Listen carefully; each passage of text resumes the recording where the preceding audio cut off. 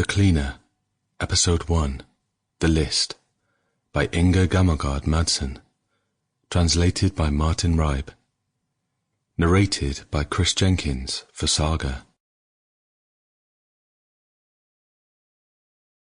It was a bit too wide across the shoulders, and it smelt of new leather and tobacco. It was the colour of brandy, and it gave a slight creak when he bent his arm to greet the others, in what they referred to as their gang sign.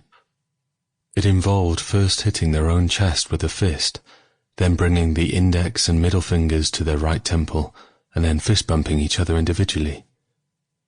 Jack had come up with it. He really got off on rituals, on any sort of compulsion really. That had earned him a diagnosis, and he no longer had to do any work. He was the eldest of their group, and was supposed to have become a carpenter's apprentice in the autumn. But then his mum dragged him off to see a psychologist because of his weird urge to count everything and repeat the same motions over and over again. With something resembling pride in his voice, Jack had told them that the psychologist called it OCD. Now he had something the others did not. Bertram wished he could get a diagnosis as well. He had been looking for work ever since he completed his Year 9 exams, having decided long before that not to go to high school afterwards. But there were not many jobs available. That was when he met Jack and the others.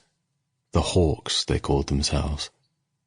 It was a not too subtle mockery of the so-called Night Hawks, a nationwide group of private citizens who patrolled the streets at night to help keep the peace. Hawks were intelligent and fierce. They preyed on other birds, and came armed with a variety of sharp appendages. The Night Hawks were just a bunch of people who stayed up late. "Damn, amazing jacket you got there," Felix said, looking mighty impressed, and for once taking his eyes off the glowing screen on his tablet, which made his face look even more pale and ashen than it did elsewhere. "Where the hell do you get that?" Jack let the cigarette smoke seep out of the corner of his mouth, eyeing Bertram sceptically. "Yeah, where'd you nick it?" Kasper asked, hitting the bullseye dead centre. "At the restaurant," Bertram admitted, sticking his hands in the pockets of the jacket and trying to look tough. "It's an expensive brand, this. Shot, made in USA. I had no idea Sexa Eva catered for such a select clientele," Jack said with a crooked smile, knocking the ash off his cigarette.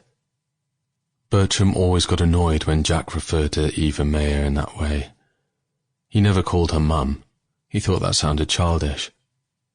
He didn't appreciate the way Jack looked at her either. Sample complete. Ready to continue?